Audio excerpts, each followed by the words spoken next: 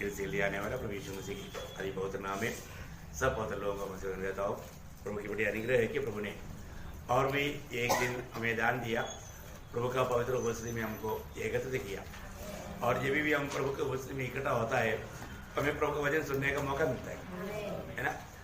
ये जो प्रभु का वचन सुनना अच्छी बात है, लेकिन अगर ये वचन विश्वास से अगर हमारे अंदर कार्य नहीं करेगा हमें कोई लाभ नहीं, है ना। आपको मालूम है इब्रानियों का पत्री में उसका दूसरा अध्याय 4 अध्याय उसका दूसरा वचन में, इब्रानियों उसका 4 अध्याय का दूसरा वचन,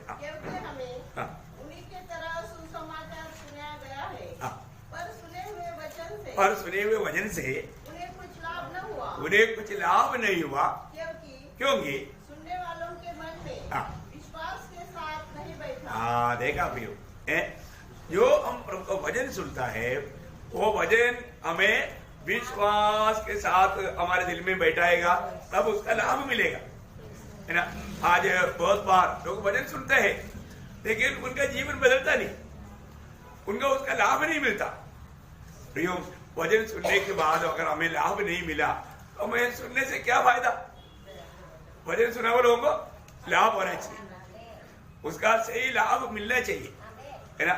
जो वचन प्रभु का जान करके जो लोग विश्वास से सुनेगा उसमें काम होगा ही, है ना। जब पहला थिस्सलुनीकियों 2 अध्याय का 13 वचन में थिस्सलुनीकियों मंडली को ये बात समझाते हुए बताता ना, इसलिए हम भी परमेश्वर का धन्यवाद निरंतर करते हैं कि जब हमारे द्वारा परमेश्वर का सुसमाचार का वचन तुम्हारे पास पहुंचा तो तुमने उसे मनुष्य का नहीं, उस वचन को मनुष्य का नहीं परंतु परमेश्वर का वचन समझकर सचमुच ये ऐसा ही है किया।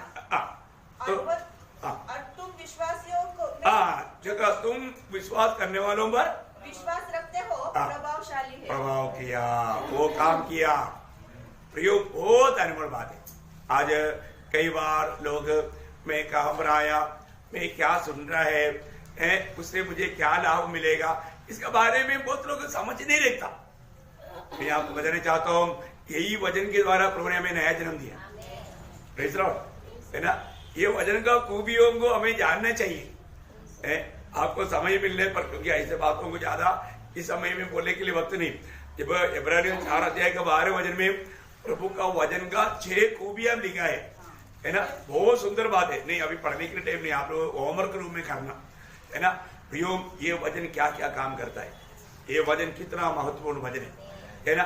हम लोग बहुत बार प्रभु का वचन का महत्व ना समझ करके प्रभु का वचन को सुनता है, इसलिए बहुत लोगों के जीवन में कुछ भी इतना ज्यादा कार्य नहीं होता। लेकिन मैं आपको बताना चाहता हूँ इस वचन में एक एक वचन को विश्वास के द्वारा सुनना पड़ेगा, है ना। इसमें बहुत बड़ी बात है। इसलिए मान लो आत्मीय जीवन में बहुत लोग बढ़ता ही नहीं, प्रभु का कार्य उसका वो व्यक्ति के जीवन में होना चाहिए, होता ही नहीं, है ना। हम लोग समय के अनुसार हमारे में बढ़ोतरी चाहिए ना, कल से बढ़ करके हमारे जीवन बदलना चाहिए और यीशु मसीह के स्वभाव में बढ़ना चाहिए ना। मतलब हमारे में कितना सोना है, वो सोना क्या है, यीशु मसीह का स्वभाव है, यीशु मसीह का स्वभाव है। यीशु मसीह के स्वभाव में हम नहीं बदलता तो क्या फायदा है। हम लोगों को प्रभु ने मतलब दिव्य स्वभाव का भागीदार बनाया। 2 पत्रुस 1 अध्याय के 4 वचन, ये सब वचन आपको मालूम है ना। हम मानव प्रभु का उस ईश्वरीय स्वभाव का भागीदार, हमारे जीवन में दिन प्रतिदिन वो स्वभाव बढ़ना चाहिए, है ना। इसलिए फिलिपियों 2 अध्याय का 5 वचन में भी क्या लिखा, जैसा यीशु मसीह के स्वभाव है ऐसा भी तुम्हारा हो। मतलब क्या है कि यीशु मसीह के स्वभाव को हमारे जीवन में लाना, यीशु मसीह के स्वभाव हमारे में बढ़ना, है ना। वो बढ़ोतरी हमारे में होना प्रिय, क्योंकि स्वर्ग में सब लोग यीशु मसीह का स्वभाव का है, स्वर्ग में सब लोग यीशु मसीह का स्वभाव का है। तो अभी इस ट्रेनिंग में हमें वो स्वभाव में उन्नति पाना है ना। उस स्वभाव में उन्नति पाते हुए हमें वहां पर मिलना है। तो इसलिए जीवन में कहां तक में मसीह के स्वभाव में आज का पीढ़ी मतलब एकदम बिगड़ते जाने वाला बिगड़ा हुआ पीढ़ी है ना। कैसा पीढ़ी है, एकदम बिगड़ा हुआ पीढ़ी। उसके बीच में हम प्रभु के लोग कैसे रहना चाहिए, है ना। इस बिगड़ा हुआ पीढ़ी में हम लोग कैसे रहना है, हमें उस प्रभु का संतान होकर के प्रभु का कैसे संतान, आपको याद हो ना, फिलिपियों का पत्री 2 अध्याय का 14-15 वचन में लिखा है बिना कुड़कुड़ाए और बिना विवाद के किया करो, ताकि तुम निर्दोष और भोले होकर टेढ़े और हठीले लोगों के बीच परमेश्वर के निष्कलंक संतान बने रहो, जिनके बीच में तुम जीवन का वचन लिए हुए जगत में जलते दीपकों के समान दिखाई देते हो। ये बहुत अनमोल बात है। अभी आपको मालूम है ये जो कुड़कुड़ाने वाला काम इसराइल लोगों को बहुत ज्यादा था, और नया नियम का भी इसराइल में कोई कमी नहीं। देखो, कुड़कुड़ाने वाला स्वभाव हमारे लिए खतरा है ना। कई बार लोग कुड़कुड़ाते हैं, मतलब अपने जीवन में कुड़कुड़ाने वाला स्वभाव अगर है तो हमें मरना चाहिए, हमें उस बात के लिए मरना चाहिए, है ना। जब देखो एक बात है हमारा जीवन में ना, मतलब ये जो मरने का भी बात का भेद कितने लोग समझते हैं, मरनी, है ना। जब प्रेषित पौलुस ने कहा कि मैं रोज मरता है, मतलब 15 अध्याय का 31 में, है ना। कैसे मरता है? कैसे मरता है? मरने का मरा, आप लोग भी ये बात बहुत बार सुना ना, मतलब जरूर, मतलब मरने का अर्थ क्या मालूम है? हमारे जीवन में जब प्रभु के वचन के खिलाफ कोई भी बात अगर आता है तो तुरंत हमको ये जानना है मेरा वो पुराना मनुष्य का स्वभाव है क्रूस पर है। हमें क्या करना? विश्वास से हम तुरंत अपना पुराना मनुष्य को क्रूस पर देखना, ये एक बात है ना। जब रोमियो का पत्री 6 अध्याय के 6 वचन, प्रियो प्रभु ने जो हमारा जीवन को या हमारा शरीर को किया वो बात, वचन में बताया वो बात, जैसा हम जो पक्का देख करके विश्वास करेगा तो हमारा वो स्वभाव खत्म हो जाएगा, वो स्वभाव मर जाएगा। बहुत बड़ी बात है, हमें कैसा विजय पाना है इसका भेद बहुत लोग नहीं समझता। हमारे अंदर कुड़कुड़ाने का स्वभाव है तो तुरंत हमें उस तरफ देखना जो वचन कहता है। पढ़िए रोमियो 6 का 6। हम जानते हैं कि हमारा पुराना मनुष्यत्व उसके साथ क्रूस पर चढ़ाया गया। देखा, मेरा कुड़कुड़ाने वाला वो पुराना मनुष्य अभी कहाँ रहे? क्रूस पर है। फिर अभी क्यों मैं कुड़कुड़ाएगा? अभी का मेरा अवस्था क्या है? उसका 11 वचन 6 का 11। ऐसे तुम भी अपने आप को पाप के लिए तो मरा, परंतु परमेश्वर के लिए मसीह यीशु में जीवित समझो। देखा, अभी हमें क्या समझना है? अभी मैं पाप के लिए मरा और मसीह यीशु में परमेश्वर के लिए मैं जीवित हूँ। इसका मतलब क्या है कि मुझे परमेश्वर की योग्य जीवन बिताने के लिए मेरे लिए सारे काम प्रभु ने सूली पर किया। प्रयोग एक बात जानना, हर एक बात प्रभु के वचन के द्वारा हमें मिला हुआ विश्वास से ही होता है ना। अभी हम लोगों ने, किसी ने देखा हमारा पाप को यीशु मसीह सूली पर लेकर गया? नहीं देखा, लेकिन हमने क्या किया? विश्वास किया। यीशु मसीह मेरा पापों को भी अपने ऊपर लेकर के सूली पर मरा करके जब वो वचन जब पढ़ा मैंने विश्वास किया। पहला पत्रोस 2 अध्याय का 24 वचन, है ना। अभी ये काम कब हुआ? 2000 साल पहले हुआ, हमारे जन्म में नहीं हुआ, लेकिन उसी टाइम पर ही प्रभु ने मेरा पापों को अपने ऊपर लेकर के सूली पर मरा। ये कौन कहता? प्रभु का वचन कहता, और वचन जो कहता सत्य कहता। तो मैंने वो सत्य वचन को विश्वास किया। विश्वास करने वालों को क्या मिला? लाभ मिला।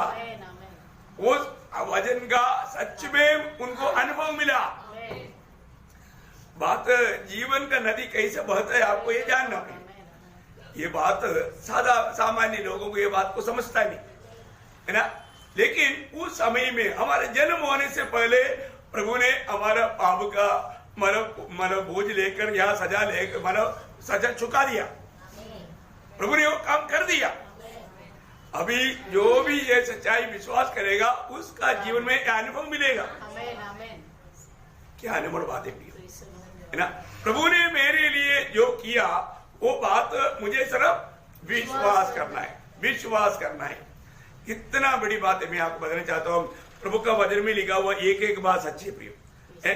विश्वास करने वाला उस समय में आपको मालूम है, मतलब यीशु मसीह हमारे लिए उस भयानक नरक का सजा स्वयं खाया है। क्या यीशु मसीह नरक में गया था क्या? है फिर यीशु मसीह ने हमारे लिए वो नरक का वेदना हमारा कैसे उड़ाया है? कैसे उड़ाया? देखो, यीशु मसीह हमारे लिए पाप का जो मतलब 3 अलगुवाई आया, तीनों अलगुवाई यीशु मसीह ने उड़ाया हमारे लिए है। तो अभी इस रीति में कैसा, अभी आपको मालूम है, जब प्रभु यीशु मसीह जब सूली में था, वो 6 घंटा में 3 घंटा क्या हो गया? 3 घंटा आपको मालूम है पूरा दुनिया में भयंकर अंधेरा है। नरक का अवस्था क्या है? अंधेरा। उस अंधेरे में मतलब सारे पापियों का सारा नरक का सारे सजा यीशु मसीह ने किया। जब मसीह के सुसमाचार 27 अध्याय एक्चुअली है ना, ये सारे बात जब आप आत्मा में रह करके पढ़ेंगे आपको प्रकाशन मिलेगा, है ना। उसका 27 अध्याय, उसका 45-46 बजे पढ़ा। हाँ, देखिए, बोलने का अर्थ 12 बजे से 3 बजे तक। इसको मतलब उस समय में मतलब सूरज बड़ी रोशनी से जलता है, बहुत ज्योति ज्यादा रहता है, और तो उस समय में क्या हो गया?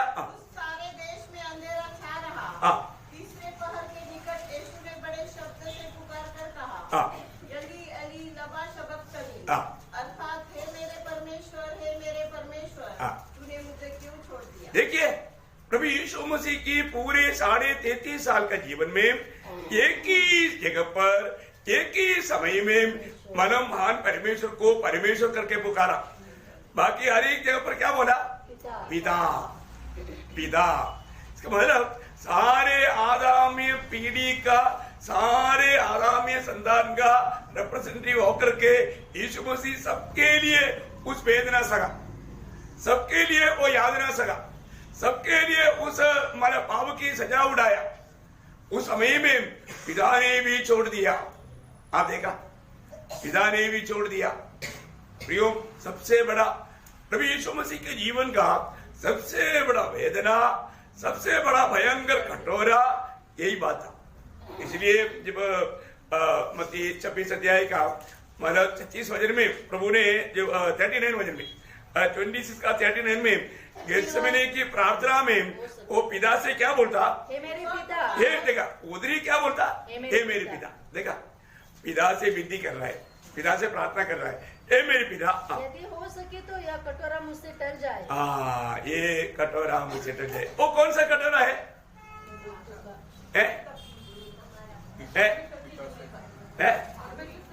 दूर होने का या परमेश्वर की ओर से त्यागा जाने का।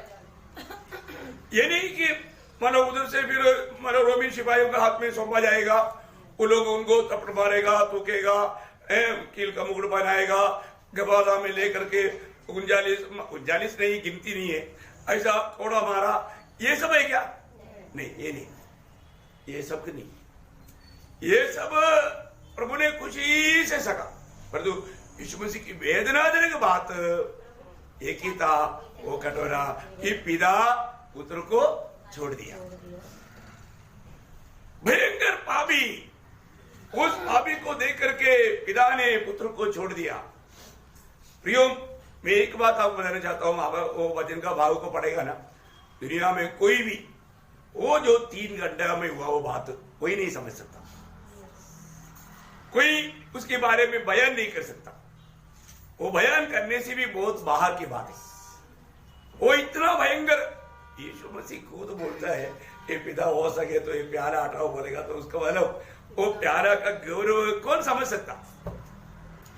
वो उस वेदना, मतलब इसका मतलब क्या है ना, उस अलगुवाई की वेदना यीशु मसीह जानता है। देखिए, अनादिकाल से अनंत काल तक हमेशा एक साथ रहने वाला प्रभु यीशु मसीह को ये 3 घंटा पिता से अलग होना असहनीय वेदना था।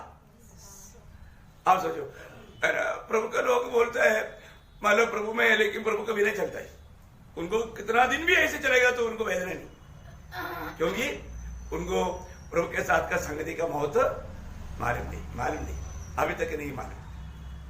प्रियो, ये बात को ठीक से सीखना, ये बात को, क्योंकि अभी ये पिता हो सके तो ये प्यारा मुझसे हटाओ, जरूर पिता जरूर कर सकता था, लेकिन पिता ने क्या बोला? आगामी पीढ़ी सब लोग कहाँ जाएगा? नरक में जाएगा। इसलिए यीशु मसीह बोलता है तो भी मेरी इच्छा नहीं, मतलब ये आगामी पीढ़ी को सबको बचाने के लिए मैं उस प्याला भी पीने के लिए तैयार हूं पिता। प्रियो, हमारे जीवन में है ना, हम लोग सच्चा मसीह जीवन बिताने के लिए ना, हमको यहां तक है ना, मतलब सबसे नीच पापी को मिलने वाला उस सूली की श्रापित मृत्यु भी सहने के लिए और पिता से दूर होने के लिए, सब बात के लिए हमारे प्रति प्रभु का प्रेम विवेश कर दिया। सच में मैं आपको बोलता हूँ, ये अगप्पे प्यार को हम लोग कैसा, हम लोग थोड़ा समय, थोड़ा वो बात को मैं कई बार बताया, मतलब गोलगोथा से लेकर गबादा से लेकर गेत्सेमने से लेकर गबादा से लेकर गोलगोथा तक, ये तीनों बात थोड़ा 10 मिनट ध्यान करना चाहिए। अरे पवित्र लोग, फिर मैं आपको बोलता हूँ ना, आपको कोई नहीं प्रभु का प्रेम से अलग कर सकेगा, कभी नहीं कर सकेगा, लेकिन थोड़ा आत्मा में वो ध्यान करना है ना। ये भाग पढ़ने के टाइम पर पूरा दिल टूट जाता है ना, क्योंकि प्रभु ने हमको कैसा प्यार किया है ना। उस समय में सिर्फ हमारे स्थान में होकर के प्रभु पुकारा कि हे परमेश्वर तूने मुझे क्यों छोड़ दिया, है ना। बहुत बड़ी बात है। एलोही लबा सबक्तानी, बहुत भयंकर बात है प्रियो।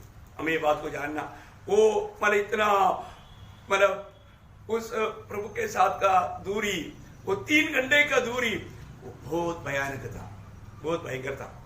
लेकिन जैसे मतलब खत्म हो गया, तुरंत यीशु मसीह ने क्या बोला? मन में पिता, देखो उसका मतलब लूका उसका 23 अध्याय का 46 वचन 46। और यीशु ने बड़े शब्द से पुकार कर कहा, हे पिता, देखा उससे पहले क्या बोला? हे परमेश्वर। देखा, पर तो यहाँ पर पूरा टाइम फिनिश हो गया, पूरा मतलब आगामी पीढ़ी का जितना भी मतलब पाप की सजा की बात है वो सब उड़ा करके सब पेमेंट हो गया। तब वो बोलता है, हे पिता, मैं अपनी आत्मा तेरे हाथ में सौंपता हूं। हाँ, अपनी आत्मा भी तेरे हाथ में सौंपता हूँ। देखा, मैं अपनी आत्मा तेरे हाथ में सौंपता हूँ। प्रियो, वो आत्मा सौंपता हूँ, और उसके साथ है और एक शब्द कहा, वो शब्द यूहन्ना में, लोग सब जानता है, यूहन्ना 19 अध्याय 31 वचन। जब यीशु ने वह सिरका लिया तो कहा, पूरा हुआ। हाँ, देखा, पूरा हुआ, सब कुछ पूरा हुआ। प्रियो, मतलब बोलने का अर्थ क्या है कि हमें हमारे जीवन में है ना, हमारे लिए जो भी करना था प्रभु ने पूरा कर दिया। मैं एक बात आपको बताना चाहता हूं, प्रभु ने हमें जो दिया हुआ खुशखबरी या ये सुसमाचार वास्तव में इतना मूल्यवान है करके बहुत लोगों ने नहीं समझा। तो एक बार भी ये वचन सुनने के टाइम पर एक पापी तड़पते हुए प्रभु को दिल देता है ना, जो ये बात सब प्रभु का वचन को, प्रभु का जान करके विश्वास करने वालों को उसका लाभ मिलता है।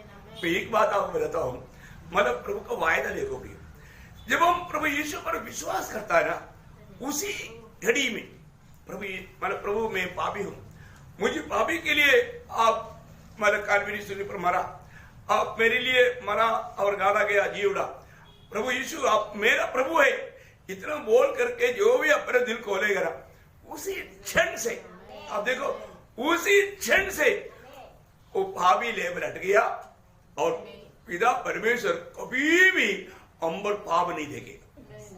क्या पदवी आपको हमारे जीवन में हमें मिलने वाला। प्रियो, ये बात मतलब एक सादा बात नहीं, प्रभु वायदा करने वाला बात है।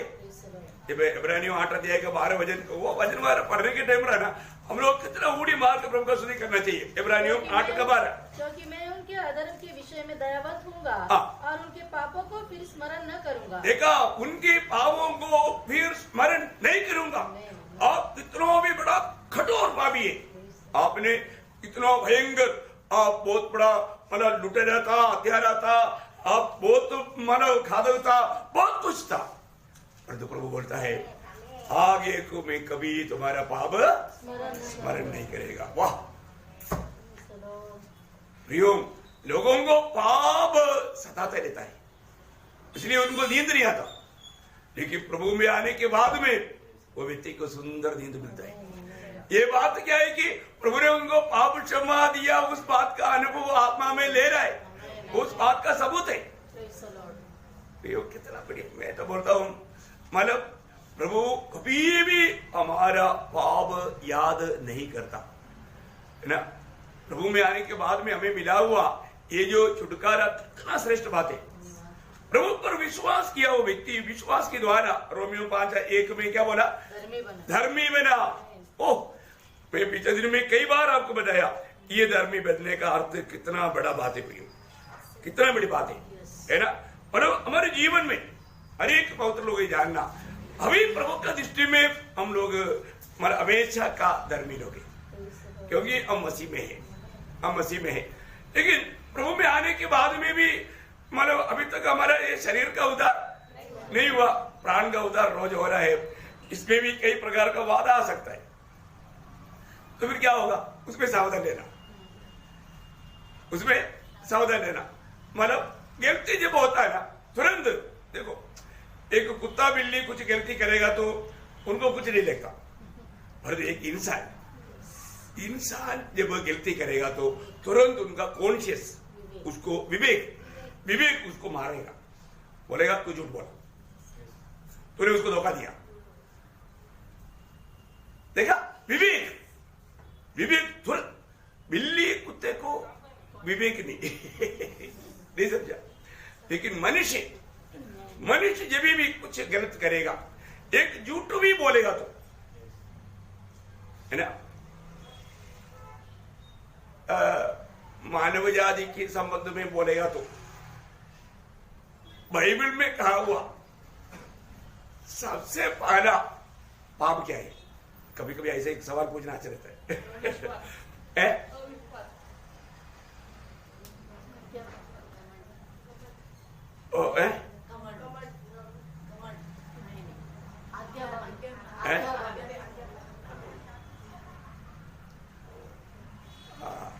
अभी बहुत कुछ बोला आपने। सबसे पहला पाप झूठ है, सबसे पहला पाप झूठ है। ये बाकी ये सारे गड़बड़ी ये झूठ के ऊपर हुआ। सबसे पहला पाप है ना, उत्पत्ति किताब 2 अध्याय तक क्लियर है, साफ है, पूर्ण है, परिपूर्ण है, कोई कमी नहीं।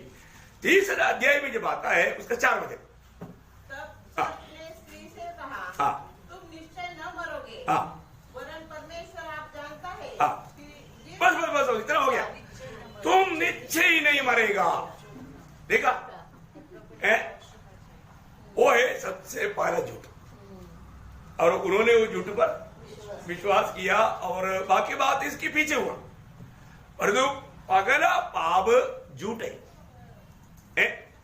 पहला पाप झूठ है। अच्छा, बाइबल का आखिरी पाप क्या है? अभी पहला पाप पूछा तो बाइबल का आखिरी पाप क्या है? झूठ है। झूठ है ना। प्रकाश वाक्य 22 अध्याय का 15 वचन देखो। एक तमाशा का बात नहीं, एक्चुअली ये बहुत केवरों की बात है, बहुत लोगों को इतना मालूम नहीं।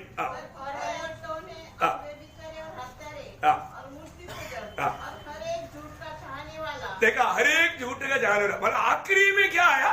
झूठ चाहने वाला बाहर। बोले का अर्थ देखो, मतलब मैं इसलिए पिछले दिन में भी आपको एक सवाल पूछा था, मतलब नया नियम का पहला वायदा पूछा था ना, या मैं इधर भाई लोगों के साथ बांटा। मतलब पहला वायदा, नया नियम का पहला वायदा है, क्या है? याद है? एक 21 है पहला वायदा, है ना? वो तो उसका नाम यीशु रखना, क्योंकि वो अपने लोगों का उनके पापों से उद्धार करेगा। ये है सबसे पहला वायदा, नया नियम का पहला वायदा। मतलब आपको वो रूट में समझना, ओके? तो मतलब ये सब बात कई बार क्या है कि मतलब अभी याद आया तो आपको याद दिलाया, याद दिलाने से अच्छा हो गया, क्योंकि लोगों को, अधिकतर लोगों को ये बात मालूम नहीं था, तो अभी मालूम हो गया ना। तो बाइबल का सबसे पहला पाप, बाइबल का सबसे पहला पाप झूठ है। इसलिए प्रियो, हमारे जीवन में हमने अगर किसी को अगर एक झूठ भी बोला, उसमें कोई बड़ी बात ऐसा समझना चाहिए नहीं, ऐसा कभी नहीं समझना। फिर अगर झूठ बोला तो प्रभु को तुरंत कबूल करके उसमें मन फिरना है। अगर आप बोलेगा मैंने तो एक झूठ बोला, उसमें कोई कौन सा बड़ी बात है, ऐसे सोचना बहुत डेंजर है। मैं आपको बोला ना, अगर आपका पाव में एक कील लग गया तो कोई बात नहीं, एक कील लगा वो कल नहीं तो एक हफ्ते के बाद निकालेगा, ऐसे सोचेगा बाप रे एक छोटा सा सुई घुस गया, क्या है रख दो, ऐसे कोई बोलेगा? नहीं, छोटा मतलब बड़ा कील नहीं, छोटा सुई घुस गया, छोटा सुई बोल के छोड़ देगा? नहीं है ना। आप चैन से रह नहीं सकेगा। सुई क्या, ये जो झाड़ का कांटा भी घुस गया तो बड़ा मुश्किल रहता है ऐसे बात है प्रियो। आप बताओ, ये सच्चा प्रभु के जन को ऐसा एक छोटा समझने वाला बात भी उनको अस्वस्थ कर देगा, उनके जीवन को अस्वस्थ कर देगा। आप देखो, वो ये एक आत्मिक जीवन का गौरव हमें तुरंत मतलब उस बात को हमको हमारे जीवन को एकदम मतलब अशांति में डुबा देगा। हमें जानना है प्रियो, हम लोग प्रभु में हैं। हम प्रभु में आने के बाद में कभी भी पाप को हल्का नहीं जानना, नहीं समझना, है ना। मतलब डरते रहो और कांपते रहो, पाप मत करो। देखा, पाप ना करो प्रियो, कोई भी प्रकार का पाप। इसलिए कई बातें आप लोगों को समझाया, पहले तो बहुत लोगों को शायद समझ में नहीं आ रहा होगा, धीरे धीरे समझेगा है, लेकिन समझना चाहिए जब समझाता है प्रियो। बहुत बड़ी बात है, प्रभु में आने के बाद में हमें हर प्रकार प्रभु के संगति में बना रहना, है ना। कभी भी थोड़ा भी, खास करके अभी हम लोग ये जो पढ़ने वाला विषय कितना गंभीर है, हमारा ऐक्यता, यूनिटी। अभी तो यूनिटी में आया है ना, हमारा ऐक्यता। आपको मालूम है ना, जब 133 भजन संगीता हम लोग कितना बार ध्यान किया ना, उसका पहला भजन बोलता है, देखो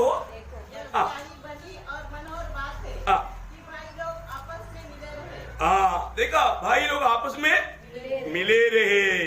देखा, मैं एक बात आपको इसलिए बताता हूं प्रियो, यहां पर मेल मिलाव नहीं, मेल नहीं, यूनिटी नहीं, एकता। क्या बोले? ऐक्यता चलेगा ना, एकता। आपको समझना चाहिए, इसलिए मतलब आपको याद ऐक्यता है, एकता। हमारा एकता में सब कुछ है प्रियो, सारे आशीष एकता में है ना। उस एकता को तोड़ने के लिए छोटा भी पाप आ गया तो वहां पर समस्या हो गया। ये ना होते हुए हमें संभालना प्रियो, हमको हमारे जिम्मेवारियों को जानना चाहिए, उसमें बना रहना चाहिए, नहीं तो धीरे धीरे गिरावट आने का खतरा है। तो अपना एकता को बनाए रहना। हमें बोलता है कि भाई लोगों को एकता में रहना, एकत्रित रहना, मिलकर के रहना, कितना भली और मनोहर है। और उसका तीसरा वचन में आखिरी में लिखा है, वहां पर जीवन, वहां पर सदा की जीवन की आशीष ठहरा, सदा की जीवन की आशीष ठहरा। कहां पर? मतलब मेल मिलाओ जहां पर मंडली में ही है, वो मंडली में ही वो मेल है, मंडली में ही वो एकता है, वहां पर जीवन और आशीष रखा है। मतलब आशीष पाने का चाबी एकता है। तो अब एकता में नहीं होते हुए अब कितना भी प्रार्थना भी किया बोलेगा तो कोई फायदा है क्या? नहीं चलो, एकता किसी प्रकार भी हमारी एकता तोड़ने वाला कई रीति में, मतलब जीवन की यात्रा में कई लोगों की बातों से हमको बुरा लग सकता है, ये बात तोड़ने वाला कुछ बात अंदर घुस सकता है। ऐसा जो इब्रानियों का 12 अध्याय का 14-15 वचन, और उस पवित्रता की खोजी हो जिसके बिना कोई प्रभु को कदापि न देखेगा। ध्यान से देखते रहो। देखा वो शब्द बहुत इम्पोर्टेंट है, ध्यान से देखते रहो। ऐसा न हो कि कोई परमेश्वर के अनुग्रह से वंचित रह जाए। देखा, अभी प्रभु का अनुग्रह से वंचित रहने वाला कुछ बात हमारे जीवन में आने का खतरा है, इसलिए बोलते हैं ध्यान से देखते रहो। अभी क्या खतरा है बोलो? या कोई कड़वी जड़ फूट, कड़वी जड़, देखा कड़वाहट, क्या हो गया? कड़वाहट, किसी के प्रति किसी कारण कड़वाहट आ गया। देखो, कड़वाहट लोगों के दिल में बहुत जल्दी आता है प्रियो, हमारे अंदर कड़वाहट नहीं आने देना। कोई उन्नति पा रहा है ना, कोई अच्छा आशीष पा रहा है, वो उस समय में कड़वाहट आने का, जेलसी जैसा, कड़वाहट जेलसी ये सब बराबर शब्द होगा, मतलब ऐसा बात आता है मतलब उनको उनसे क्यों इतना प्रार्थना करा था, हम प्रार्थना नहीं कर सकता, हमसे क्यों नहीं करा था, ऐसा कई वही लोग क्यों गीत गाता, हमको भी गीत गाना आता ना। एक थोड़ा कड़वाहट देखा, ये कड़वाहट आ गया तो क्या होगा, कड़वाहट आने के समय में हमारा मेल टूट जाता, हमारा मेल टूट जाता। देखा प्रियो, इवन कई प्रकार का बात अभी मंडली जीवन में कई बातें आया, वो बात हमारे लिए एक नमूना के तौर पर लिखा है। अभी कुरुंद मंडली प्रभु के आगमन की बाहर जो होने वाला मंडली था, लेकिन वहां पर भी मानव फूट था, एकता नहीं था, यूनिटी नहीं था। तो कारण क्या है, मतलब उसका जब पाला कुरिन्ती पाला अध्याय उसका 12-13 वचन, मेरे कहने का अर्थ यह है हाँ, कि तुमने से कोई तो अपने आप को हाँ, पौलुस का, हाँ, कोई अपुल्लोस का, हाँ, कोई केफा का, हाँ, तो कोई मसीह का कहता है। हाँ, क्या मसीह बढ़ गया? हाँ देखो क्या मसीह बढ़ गया। हाँ, क्या पौलुस तुम्हारे लिए क्रूस पर चढ़ाया गया? हाँ, या तुम्हें पौलुस के नाम पर बपतिस्मा मिला? हाँ, देखिए एक बहुत भयंकर सवाल यहाँ पर फिर से पौलुस बोलता है, ये बात बिल्कुल असहनीय है, ये बात प्रभु का निंदा है। जो व्यक्ति इस प्रकार का कार्य करता है वो खुलेआम प्रभु का निंदा करता है। आप बताओ इसका सीरियसनेस जानना प्रियो, वो प्रेषित पौलुस ऐसा बात पूछने के टाइम पर, अगर जब अपन पवित्र आत्मा की अगुवाई में इन वचनों को पढ़ने के समय में मालूम पड़ेगा कि वो कितना प्रभु का निंदा की बात है, प्रभु का निंदा होने वाला बात है ना। अपने जीवन में प्रभु कभी नहीं चाहने वाला बात है। मंडली में ऐसा कोई भी पक्ष का हो जाए ना, ये बात प्रभु बिल्कुल सही नहीं सकता। परंतु आज मंडलियों का मतलब मसीह लोगों का अवस्था क्या है, पक्ष का है, पक्ष का है। इसका मतलब ऐसा लोगों को देख करके प्रभु का दिल को बहुत बड़ा दर्द है, वेदना है, वेदना है।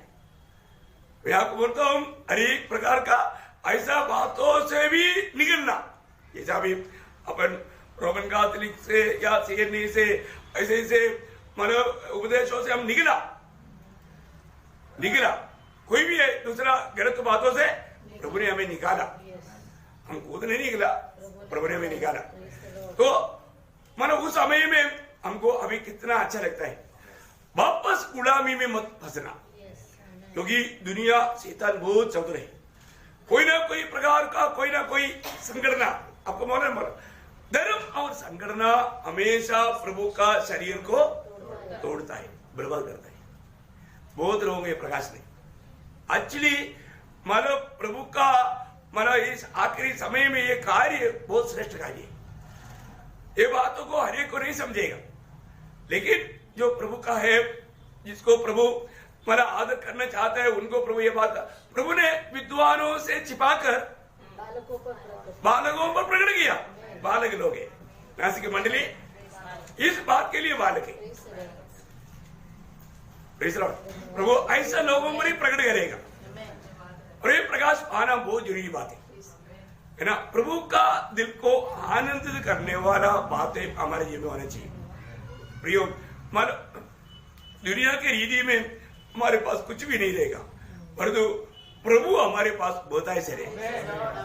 हमारे जीवन में हमें मसीह प्राप्त हुआ ये बात का गवाही चाहिए, है ना। इसके अलावा कुछ भी है, इतना लंबे लंबे हमारे बात बोलने के लिए कुछ फायदा नहीं भी, कुछ फायदा नहीं। तो इसलिए यहाँ पर क्या है कि ये जो ऐक्यता, यही तो उसके लिए प्रभु मंडली जीवन में रह करके लोगों को सिद्ध करवाता है। हम लोगों ने पिछले में भी पढ़ा था, बार बार कोई रेफरेंस पढ़ना पड़ेगा। एफेसियों 4 अध्याय उसका 11-12 बजे पढ़ना। उसने कुछ को प्रेरित नियुक्त करके और कुछ को भविष्यवक्ता नियुक्त करके और कुछ को सुसमाचार सुनाने वाले नियुक्त करके और कुछ को रखवाले और उपदेशक नियुक्त करके दे दिया, जिससे पवित्र लोग सिद्ध हो जाए और सेवा का काम किया जाए और मसीह की देह उन्नति पाए। वहां पर वो जो सिद्ध हो जाए, वहां पर वो शब्द है ना, मराठी में पढ़ेंगे उन्नतीस निर्णय करतो, सिद्ध करावे। मतलब उन लोग है ना ऐक्यता में सिद्ध होना ऐसा आना चाहिए, लेकिन वो शब्द आपका भाषा में इतना नहीं आया। मानव प्रभु यीशु धन्यवाद।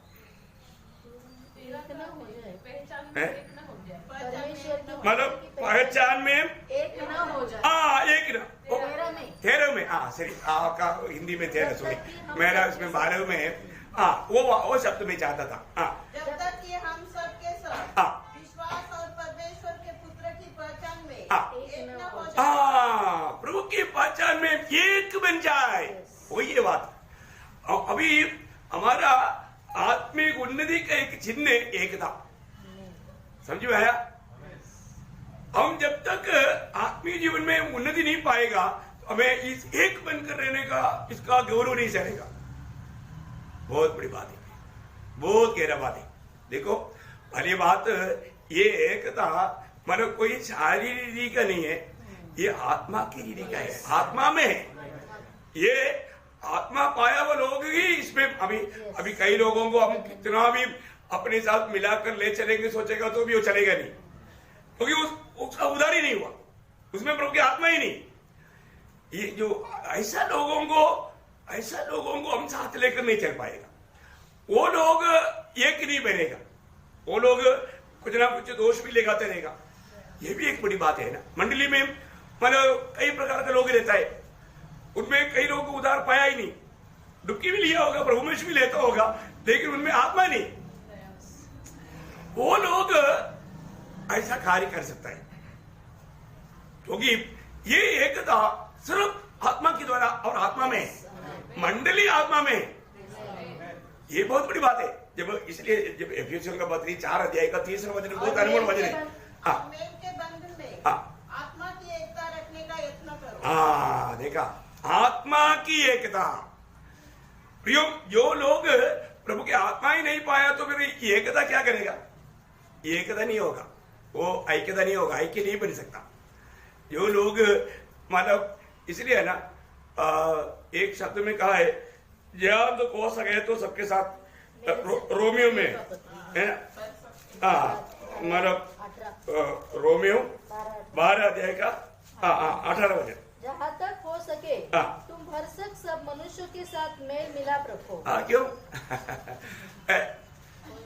देखो, उनके साथ हम संगति नहीं कर सकता। कई बार लोग बोलता है ना, आप प्रेम करता है तो फिर सबके साथ क्यों नहीं करता? नहीं कर सकता। यीशु मसीह फरीसी शास्त्रियों के साथ संगति कर सकता? नहीं कर सकता, नहीं कर सकता। यीशु मसीह उनको भी प्यार करता है, यीशु मसीह शास्त्री फरीसियों को भी प्यार करता है, लेकिन उनके साथ संगति नहीं कर सकता। देखा, ये बात है। हमारे जीवन में कई बार लोग उल्टा उल्टा कई सवाल हमको नहीं पूछता है तो भी उनका अंदर होता है, आपको उत्तर है। आपको समझ में आया? प्रियो, कई बार फिर लोग सोचता है ना, प्रभु के दास इतना इतना सब सुनाता है तो फिर ऐसे क्यों नहीं करता? अरे सीधा आकर पूछो ना, डाउट क्लियर कर देगा ना। डाउट देख करके मत चलो ना। अरे अपन इतना समझाता है तो कुछ तो समझता है ना, समझ करके ही चलता है प्रियो। ये बात सब इसलिए है ना, कई लोग बाइबल पूछ उड़ाते हैं, मालूम है ना किसने पूछ उड़ाया? मालूम पड़ता है कई लोगों का हरकत से मालूम पड़ता है कि वो पर क्या सोच रहा है, क्या चाहता है। प्रियो, हर एक बातों में यहां तक अपना काम क्या है, अपन हर एक को कोई क्षमा नहीं मांगेगा तो भी हम क्षमा देगा हमारी तरफ से। यीशु मसीह ने मतलब सूली पर भी यीशु मसीह को जो सताया था, सूली पर चढ़ाया था, उनको भी क्षमा किया ना, क्षमा किया ना, और जो संगति नहीं किया, संगति नहीं किया। इतना ही फर्क है, इतना ही फर्क है। जो समझने वालों के लिए काफी हो गया, इशारा काफी रहता है। यो पहली बात क्या है कि ये दुनिया तो दोष लगाते रहेगा, वो उनका काम है, उसमें मत चिंता करो। परंतु प्रभु के साथ का हमारा नाता, इसमें किसी प्रकार और प्रभु के लोगों के साथ भी नाता, ये आत्मा में है, मंडली आत्मा में है ना। इसलिए ये प्रभु का सारे काम आत्मा में है। प्रभु आकर के रहता भी आत्मा में है। आत्मा में अंदर से बाहर को काम है। तो इसलिए प्रभु का हर एक कामों को ठीक प्रकार जानना है ना। अभी यहाँ पर हम देखते हैं कि हम लोग इस मेल में जब हम प्रभु में आगे बढ़ता है तो हमारा हर एक का एक ही लक्ष्य है, मतलब मंडली बनाने में, प्रभु का जो अनंतता का जो कामों में हम लोग, जैसा अभी पिक्चर्स में भी पढ़ा था एफेसियों 4 अध्याय का 4 से 6 वचन में, उसमें एक ही देह है और एक ही आत्मा। हाँ। और जैसे तुम जो बुलाए गए थे, हाँ। अपने बुलाए जाने से एक हाँ। ही आशा है, हाँ। एक ही प्रभु है, हाँ। एक ही विश्वास, हाँ। एक ही बपतिस्मा, हाँ। और सबका एक ही परमेश्वर और पिता है। हाँ, देखो यहाँ पर मैं विशेष 1-2 बात में इसलिए आपको बताना चाहता हूँ। मतलब यहाँ पर एक प्रकार हम ऊपर से देखेगा, जैसे अभी हम कई बार हम लोग बोलते हैं कि हमारा जीवन में 3 भाग है, उसमें मतलब सबसे महत्वपूर्ण भाग आत्मा है, लेकिन अधिकतर लोग बोलने के टाइम पर शरीर प्राण आत्मा उल्टा बोल देता है। बोलने में कोई प्रॉब्लम नहीं, तीनों बात आया। उसी प्रकार अभी इस जीवन में मतलब यहाँ पर जो बताया बात अगर रूट पर लाएगा तो मतलब एक ही प्रभु, मतलब क्या है रूट पर अपन समझने के लिए, मतलब एक ही परमेश्वर, सॉरी एक ही परमेश्वर और एक ही प्रभु और एक ही आत्मा, ये तीनों किसके बारे में है? त्रिएक परमेश्वर के बारे में है। क्या है? त्रिएक परमेश्वर के बारे में। फिर आगे क्या है? एक ही मंडली, एक ही मंडली। मंडली कई मंडली है क्या? नहीं, एक ही मंडली। देखो इसका मतलब है ना, यहाँ पर भी हमें बहुत जो प्रभु का मंडली की खूबी, प्रभु का मंडली का खूबी, स्थानीय मंडली हमेशा उस जगह के नाम से जाना जाएगा, वो भी एक खूबी है। अभी अपने मंडली का नाम क्या है? नासिक मंडली। कभी भी अपन बात करेगा तो अपन क्या बोलेगा? नासिक का कलीसिया, नासिक का मंडली। इसके लिए कोई दूसरा कोई टाइटल नहीं, ये बहुत इंपॉर्टेंट बात है। अभी मतलब प्रभु का वचन के अनुसार अभी एफेसोस का मंडली है, चर्च ऑफ गॉड, एफेसोस का चर्च ऑफ गॉड आईपीसी, ऐसा है क्या? नहीं, वो संगठन हो गया, वो संगठन हो गया। बहुत बड़ी बात है। अनेक थिस्सलुनीके का मंडली, कुरिन्थ का मंडली, नहीं समझा? तो नाम से जाना चाहिए, ये बहुत बड़ी बात है। अभी कुरिन्थ मंडली में क्या हुआ? कुरिन्थ मंडली में एक एक नेता लोगों का, अभी आपको मालूम है इधर थोड़ा कम में लिखा है, पत्रोस का चर्च, थोमा का चर्च, ऐसे ऐसे बहुत चर्च रहते हैं। किसी इधर नहीं है ना? हाँ, केरला भी जाएगा तो एक एक संत है ना? हाँ मतलब है, मतलब केरला में जाएगा तो एक एक संत का नाम रहे चर्च पर हम उनका पक्ष का है बोलते हैं। अब उनका पक्ष का है, पत्रोस का पक्ष का क्यों है? क्योंकि पत्रोस के ऊपर प्रभु ने मंडली बनाया, उनका कहना ऐसा है। थॉमस का बात क्या है कि थॉमस मतलब सुसमाचार केरला में आया, इसलिए थॉमस का चर्च है, तो हम पुराना चर्च है। मतलब कई दुनिया की रीति में, दुनिया की बातों में लोग घमंड करता, बाकी कुछ नहीं। तो बहुत बड़ी बात है, प्रभु का वचन में ऐसा है क्या? नहीं। ऐसा कुछ भी बात बोलेगा प्रभु को दिल को दुख है। मैं पौलुस का पक्ष का या पत्रोस का पक्ष का या मतलब बरनबास का पक्ष का नहीं, यीशु का पक्ष का भी नहीं, मैं यीशु का है। मैं यीशु का पक्ष का नहीं, मैं यीशु का है। Praise Lord. हम तुम इनमें से कौन सा पक्ष का है? कोई पक्ष का नहीं भाई, मैं यीशु का है, ऐसा बोलना। क्योंकि प्रभु यीशु मसीह की नासिक मंडली का मैं सदस्य है, तो मैं यीशु का है। मैं कोई मतलब और कोई संगठन या कोई किसी नेता की नीचे नहीं, हमारा एक ही हेड है, वो प्रभु यीशु मसीह है। मंडली का हेड कौन है? प्रभु यीशु मसीह है। ये बात का अच्छा समझ रहना चाहिए। आज ये बात को भी जानेगा तो मतलब लोग सच्चाई को ढूंढ कर आएगा। ये सच्चाई का प्रकाश होना जरूरी बात है। तो एक ही मंडली है और मंडली का एक ही काम है, वो है मसीह का शरीर को काम करना है। हमारा सबका एक ही गवाही है, हमने प्रभु यीशु मसीह के द्वारा उद्धार पाया और हमको प्रयोग हमें दिया हुआ ये जो सुसमाचार का कार्य करने से बढ़कर हमारे लिए एक काम नहीं ये काम के द्वारा। और वो हर एक बहुत लोग सबको मालूम है कि मैं प्रभु के याजक है, मैं भविष्यवक्ता है, और तो कभी भविष्यवाणी नहीं करता। भविष्यवाणी आज भविष्यवाणी करने का अर्थ क्या है? प्रभु का वचन प्रभु से पा करके इस वचन का सही प्रकाश लोगों को देना। ये तो नहीं है कि अब अमेरिका जाएगा, लंदन जाएगा, ऐसा बोलना भविष्यवाणी करके लोग समझता है। बहुत लोग हैं, तुमको कार मिलेगा, डबल मंजिल का मकान मिलेगा, नौकरी मिलेगा, ये सब बोलेगा तो उन लोगों को भविष्यवाणी समझता। वो है क्या भविष्यवाणी? नहीं, नए नियम का भविष्यवाणी प्रभु का सत्य वचन सिखाना है। सत्य वचन प्रभु के ओर से प्रकाश पा करके प्रभु जो मंडली को देना चाहता है वो ही बात को देना। Praise the Lord. वो काम है आज हर एक पवित्र लोगों का। हम एक दूसरे के साथ मिलने के लिए, मैं कभी भी किसी के साथ मिलने के लिए या हाउस विजिटिंग के लिए ये जाता है तो पहले मैं प्रभु के उसी में बैठेगा, प्रभु उधर जाने के टाइम पर आप क्या बोलना चाहता।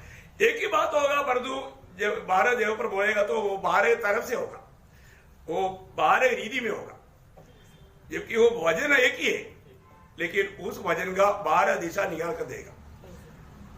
मेरे साथ चलने वाला उन लोगों को मालूम है, कोई भी और बहुत चला है, जहां पर भी जाएगा वही वजन रहेगा तो भी अलग अलग रीति में रहेगा। Praise the Lord. बहुत बड़ी बात है, उस वजन की आत्मिक भेद और भी प्रभु प्रकाशित करते रहेगा, और जहां पर जाएगा उनको क्या जरूरत है उसके अनुसार प्रभु बात करेगा। यहाँ पर प्रेरित पौलुस पूछने वाली एक बात क्या है कि हमारा आत्मीय जीवन में मतलब किसी प्रकार भी थोड़ा भी मतलब एक अलग विचार नहीं आना चाहिए।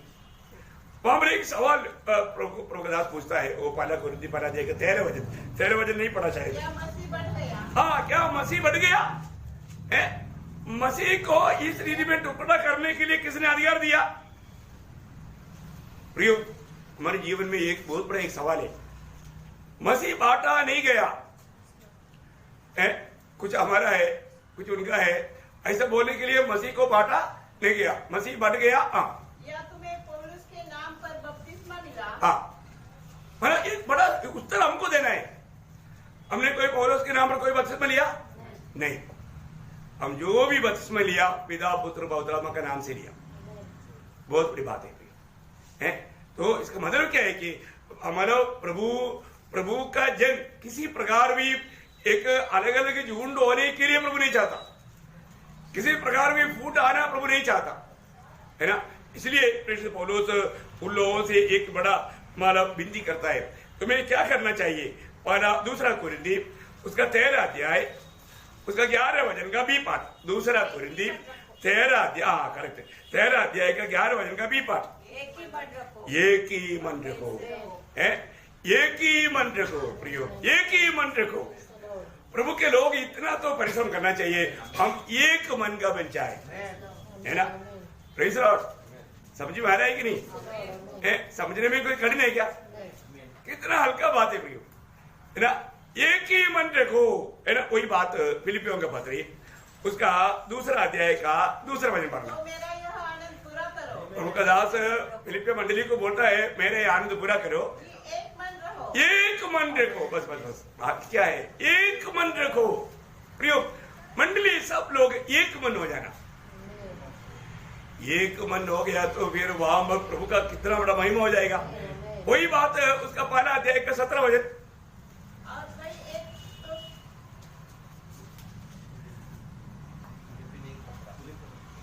एक का 17, फिलिपियो 1 का 17 नहीं है क्या? उसमें है ना, बोला लंबा वचन है।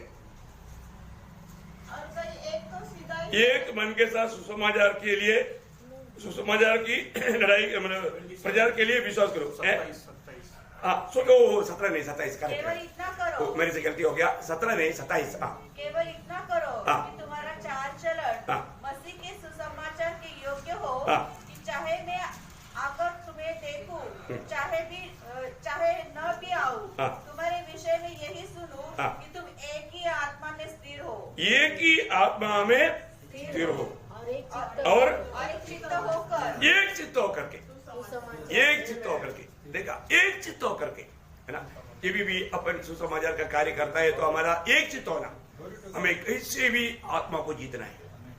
बहुत बड़ी बात है भाई, कोई भी व्यक्ति, और आपको मालूम है कई बार क्या होता है ना, कई बार कई लोग कुछ तो थक कर देते हैं, तुरंत वहां पर भाग के जाना, एक बने उधर भाई शायद मतलब आत्मीय जीवन में उनको इतना समझाने में कमजोर पड़ रहा होगा, तुरंत आपका सहायता चाहिए, तुरंत भाग कर जाने का नहीं, मैं अभी उनको जा करके वचन से मतलब उसको प्रमाणित करूंगा। समझा है कि नहीं? हमें प्रभु का कार्य में एक मन होना। कोई एक व्यक्ति थोड़ा भी कुछ कमजोर होते दिखता है तो तुरंत वहां पर पहुंच जाना, ये सब आत्मा में चलेगा तभी होगा। मैंने एक बात मैं आपको बताया है ना, मतलब भी जहां पर भी प्रभु का कार्य होता है तो प्रभु के आत्मा पाया लोग ही प्रभु का काम कर सकता है। तो जब ऐसे कर रहा था मैं दिल्ली, न्यू दिल्ली में स्टेशन में आकर उतरा था, उतरने के टाइम पर मैं ऐसा, अभी मेरा गाड़ी अभी 4 घंटा और बाकी है, दूसरा ट्रेन केरला के लिए पकड़ना था, तो वो 4 घंटा बाकी है, कोई प्लेटफॉर्म से था। तो मैं सोचा अभी कहाँ पर जाकर के मैं प्रार्थना किया, प्रभु मुझे अगुवाई कर, क्योंकि हमेशा प्रभु को पूछता है। तो मैंने देखा कि एक व्यक्ति के साथ तो कुछ यीशु का नाम सुन रहा है, कुछ तो हो रहा है। तो मेरा ध्यान में आया वहां पर मतलब 6-7 लोग इसको दबा रहे, एक प्रकार दूसरा मतलब अन्य जाति के लोग हैं। मैंने मतलब दोनों साइड में बैठ सकता है, तो उस साइड में ये काम हो रहा है तो मैं इस साइड में बैठ गया। मैं बोला पहले उसका सिचुएशन जान लेता हूँ, प्रार्थना के साथ बैठा। बैठने के बाद में मैं समझ गया कि वो उनका सवालों का ठीक से जवाब नहीं दे पा रहे, वो थोड़ा उसको इतना मतलब ज्ञान नहीं है। तुरंत मैं धीरे से उनके पास गया, फिर उनके साथ मतलब बात शुरू किया। बहुत शुरू किया तो वो भाई को इतना खुशी हो गया, वो जाकर के तुरंत जाकर के थम्सअप लेकर आया। मेरे को प्यास लग भी रहा था। बोलने का अर्थ क्या है, इतना अच्छी तरह उन लोगों को समझाने के लिए उन्होंने कृपा दिया, इतना अच्छा तलवार चलाया। वो लोगों ने सभी ने ये बात एग्री किया, एक बात सच है। वो सन्यासियों का बात नहीं, दूसरा अलग प्रकार का बहुत अनुभव है, लेकिन इन लोगों को पूर्ण रूप में यीशु मसीह के नाम के सामने घुटना टेका। मतलब कोई उदाहरण नहीं पाया, ग्रहण नहीं किया, लेकिन सुना और मान लिया कि यीशु ही सच्चा परमेश्वर है। इतना तो काफी हो गया। तो बोलने का अर्थ क्या है कि इसके लिए हमें क्या है ना, हमारे जीवन में ऐसा कोई भी काम चलता है ना, तुरंत भली बात ऐसा कुछ बाहर चल रहा है तो अपन दूर में ही क्या कर सकता, प्रार्थना कर सकता। प्रार्थना के द्वारा आप एकदम सामर्थ्य आप सप्लाई कर सकते हैं, और प्रार्थना के साथ वहां पर जाकर के फिर उसमें भाग लेकर के प्रभु का महिमा कर सकता है। ये एक पिछला शनिवार का आप लोगों ने जो भी संदेश सुना होगा, ये स्पिरिचुअल वारफेयर बहुत गंभीर बात है। प्रभु के लोग हमेशा इस बात में, क्योंकि हमारे लक्ष्य क्या है, कहीं से भी एक आत्मा जीते। प्रभु के लोगों के साथ हमें एक मन होना जरूरी बात है। साथ ही साथ एक वचन फिलिपियों 4:2, मैं युवदियों को भी समझाता हूँ और सुनते को भी वे प्रभु में एक मन रहे। देखा, वे प्रभु में एक मन रहे। फिर उसका मतलब क्या है कि पूर्ण रूप में मतलब मंडली जीवन में सभी लोग ये प्रयास में रहना है, एक मन रहना, एक मन रहना। तो इस एक मन साथ ही साथ एक अनोखा बात मसीह जीवन का विजय के लिए मैं आपको बताऊं, जो नया सृष्टि हुआ है उनका एक बहुत बड़ा एक कर्तव्य शुरू कर देता हूं आज, कल बाकी बताऊंगा। मतलब मरकोस का सुसमाचार 12 अध्याय उसका 30 वचन, मरकोस उसका 12 अध्याय का 30 वचन। तू प्रभु अपने परमेश्वर से अपने सारे मन से और अपने सारे प्राण से और अपनी सारी बुद्धि से और अपनी सारी शक्ति से प्रेम रखना। प्रियो, ये बहुत बड़ी बात है हमारे जीवन में। मतलब प्रभु हमें ऐसा प्यार करता है, उस प्यार के सामने हम इतना मतलब प्यार करूं तो भी वो प्यार के सामने कुछ भी नहीं है। लेकिन अभी हम प्रभु को कैसे प्यार करना है? देखो अभी हम प्रभु को कैसे प्यार करते हैं, थोड़ा हर एक लोग परख कर देखो अपने जीवन में, है ना। मैं प्रभु को पूरा दिल से, पूरा मन से, पूरा हृदय से, पूरा शक्ति से, सब जगह पर पूर्ण प्रेम करता है क्या? बोलने का अर्थ हमारे जीवन में प्रभु को उस प्रकार हम प्रेम करने के लिए चुना है, और हमें करना ही चाहिए, क्योंकि प्रभु उसका लायक है। प्रभु उसका लायक है। उसका एक खास कारण का मैं बताऊं, प्रभु को हर बात में हमें पहला स्थान देना ही है। पहला स्थान प्रभु को देना है ना। क्योंकि मतलब लूका उसका 14 अध्याय का 26-27, पहला स्थान यदि हम प्रभु को नहीं दिया ना, हम प्रभु का योग्य नहीं बने, हम प्रभु का योग्य नहीं। हाँ पढ़िए। यदि कोई मेरे पास आए और अपने पिता और माता और पत्नी और बच्चों और भाइयों और बहनों वरन अपने प्राण को भी अप्रिय न जाने, तो वह मेरा चेला नहीं हो सकता। और जो कोई अपना क्रूस न उठाए और मेरे पीछे न आए, वह भी मेरा चेला नहीं हो सकता। क्या पर का वचन आपको समझ में आया? कई बार बताया वो बातें। इसका मतलब क्या है कि जिंदगी में हमेशा प्रथम स्थान प्रभु को देना। प्रभु से बढ़ करके हमारे जीवन में कुछ भी नहीं आना चाहिए। ऐसा है तो हम प्रभु का योग्य नहीं। वहां प्रयोग आपने देखा, वो मेरा चेला नहीं हो सकता, चेला नहीं हो सकता, मेरे लिए वो योग्य नहीं है। चेला बनना है तो योग्य होना चाहिए, है ना? बहुत बड़ी बात है। प्रभु की चेला बनकर के जीवन बिताने के लिए चेला को ही मसीह बोलता है ना?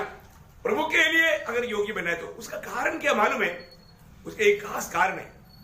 जब कोलोसियों का पत्री उसका पहला अध्याय का 18 वचन, वही देह अर्थात कलीसिया का सिर है, वही आदि है, वही आदि है और मरे होने से जीवन के उठने वालों में पहलौठा, कि सब बातों में वही प्रधान है। हाँ देखो, वो आखिरी शब्द को जोड़ देना। सारे बातों में वही प्रधान। देखा, यीशु मसीह सब बातों में प्रधान है, इसलिए उसको प्रधान स्थान। Praise the Lord. यीशु मसीह सब बातों में प्रधान, वो शब्द पर आप लोग थोड़ा गौर देना। यीशु मसीह सब बातों में प्रधान, तो विश्वासियों के जीवन में वो प्रधान ही रहना चाहिए, प्रधान ही रहना चाहिए। और एक खास बात क्या मालूम है? उसका पड़ोसियों उसका पहला अध्याय का 19 वचन, क्योंकि क्या बड़ी प्रसन्नता इसी में है कि उसमें सारी परिपूर्णता वास करे। देखा, यीशु मसीह में ही सारी परिपूर्णता है। यीशु मसीह में सारी परिपूर्णता है, तो उसको प्रथम स्थान देना ही है। उसका दूसरा अध्याय का 9 वचन, क्योंकि उसमें ईश्वरत्व की सारी परिपूर्णता सदैव वास करती है। देखा, इसका मतलब क्या है प्रियो? यीशु मसीह में सारे ईश्वरत्व या परमेश्वरत्व पूर्ण रूप में, देह रूप में वास करता है। इसका मतलब मनुष्य के लिए उसको प्रथम स्थान देकर के जीवन बिताने का सबसे बड़ा जिम्मेवारी प्रभु ने है। कारण क्या मालूम है? पहली बात, दुनिया में कोई भी व्यक्ति में प्रभु प्रसन्न नहीं होता। प्रभु आनंद से रहने वाले एकमात्र व्यक्ति प्रभु यीशु मसीह है। स्वर्ग ने यीशु मसीह की 33.5 साल की सेवकाई की अंत में स्वर्ग गवाही दिया, है ना? आपको सबको मालूम है, मत्ती 17 अध्याय का 5 वचन, मेरा प्रिय पुत्र है जिससे मैं प्रसन्न हूँ। हाँ देखा, मतलब जिसमें मैं आनंदित हूँ। मैं दुनिया में एक ही व्यक्ति में आनंदित हूँ। किसमें है? प्रभु यीशु मसीह में। वाह वाह प्रियो, ये कितना अनमोल बात है? ठीक है, जिस व्यक्ति में स्वर्गीय पिता आनंदित है और जिस व्यक्ति में सारी परमेश्वर का परिपूर्णता है, प्रभु हमसे भी बोलता है, या वचन हमसे भी बोलता है, तुम उसमें आनंदित रहना। हमारे आनंद और कहीं नहीं जाना। आपको सबको याद है फिलिपियों 3 अध्याय का 12 वचन और उसका 4 का 4, इसलिए है मेरे भाइयों, प्रभु में आनंदित रहो। वे ही बातें मैं तुमको बार बार लिखने में मुझे तो कोई कष्ट नहीं होता, और इसमें तुम्हारी कुशलता है। देखो, मतलब प्रभु का वचन कहता है कि हमारा भी जीवन में हम किसी में आनंद लेना, प्रभु यीशु मसीह में, प्रभु यीशु मसीह में। प्रियो, यीशु मसीह को छोड़ करके और कोई भी बात में हम आनंद मनाएगा तो प्रभु को दुख है, क्योंकि स्वर्गीय पिता आनंद पुत्र में होता है, और कोई बात में नहीं होता, और कोई भी बात में नहीं होता है। और पिता जिसमें आनंदित होता है उसी में आनंद करने के लिए प्रभु ने मंडली को भी बताया। मंडली के लोग भी यीशु मसीह में आनंदित रहना। क्या आज आप प्रभु में आनंदित हैं, या आप अभी भी मानव निराशा में हैं? प्रियो, पिता ने हमें कहा रहेगा, मसीह में रहेगा, मसीह में आनंदित है। इससे बढ़कर के और कोई आनंद का जगह है क्या? डेली जिंदगी में 5 स्टार होटल में रहने का मौका मिलेगा तो भी इस आनंद का एक अंश भी होगा? फ्री में, मुफ्त में है। जैसा टाइटैनिक डूबने जा रहा है, कैप्टन ने बोल दिया जो 3rd क्लास में है वो सब 1st क्लास में बैठो। झूठे, अरे वो तो डूब रहा है भाई, कितना देर बैठेगा? अब ये दुनिया जल करके नाश होने जा रहा है। दुनिया का कोई भी बात बता करके दुनिया की इसमें आनंद मनाए बोलेगा तो प्रभु का लोग मनाएगा क्या? नहीं, नहीं, सच्चा भक्त नहीं मनाएगा। सच्चा भक्त बोलेगा नहीं नहीं भाई, हमको मसीह में आनंद है, हम मसीह में आनंद लेना चाहता हूं। कितना अच्छी बात है प्रियो, मसीह में आनंद करने वाला उस आनंद, वो है मंडली का सबसे बड़ी बात। एक नया सृष्टि हमेशा यीशु मसीह में आनंद रहता। यीशु मसीह में कष्ट सहने पर भी आनंद रहता, दुख सहने के टाइम पर भी आनंद रहता। वो कोई भी समय में उसके चेहरे में आनंद दिखाई देगा, क्योंकि वो आनंद देव प्रभु। मैं आपको कितनी बार बोला है ना, केरला में बहुत प्रभु का दास लोग सेवा के लिए निकला। उस समय में आज का जैसा नहीं था है ना, कोई घर में रहता भी नहीं, कोई खाना खिलाता भी नहीं, भूखे रहता था। वो लोग लुंगी टाइट बांधता था है ना, कई दिन से खाना नहीं खाया। तभी भी सेवकाई के लिए वो मेरे को 2 हफ्ता 1 हफ्ता से खाना नहीं मिला, मैं नहीं जाऊंगा ऐसे नहीं बोला, वापस जाता। वो लोग सब दौड़ पूरा करके पहुंच गया। बहुत बड़ी बात है हमारे जीवन में। आज सारे सुविधा होने के बावजूद भी लोगों को प्रभु का सच्चा भक्ति करने के लिए लोगों को तैयारी नहीं, उत्साह नहीं। कितना दुख है भैया, प्रभु ने हमें कैसे प्यार किया, प्रभु ने हमारे लिए क्या नहीं किया भैया। वो प्यार हमको विवेच करना चाहिए, एक कोई और कोई रीति में नहीं होना चाहिए। मसीह की प्यार हमें हर एक बातों में विवेच करता है तो अपन धन्य है। ये आत्मा पाए हुए लोगों में प्रभु करता है। तो आइए अपने आगे बंद करें प्रियो, बहुत सुंदर बात है। मैं आपको बताना चाहता हूँ हमारे जीवन में एक एक बात जो प्रभु बताता है। नया जन्म पाया हुआ लोग, उदार पाए हुए लोग है ना, आज हमारे जीवन में हम किस रीति में है ना प्रभु के साथ लिपटे रहता है। हमारा प्रायोगिक जीवन में है आज इस ऐक्यता में और हमारा सिर्फ मैं प्रभु को ही प्यार करता हूँ करके गवाही दे पाएंगे क्या? मेरे जीवन में प्रभु का स्थान और कोई नहीं चिना। मैं प्रभु को हमेशा मेरे जीवन में मैंने प्रथम स्थान दे करके पूरा जीवन प्रभु को दे करके मेरा हृदय में पूरा मेरा कमरा प्रभु को दिया है। यीशु मसीह मेरा दिल का राजा है, ऐसा एक गवाही हमारे में होना चाहिए। बहुत खुशी की बात है। प्रभु इन वचनों के द्वारा सबको आशीष दे। प्रभु को महिमा हो। आमीन।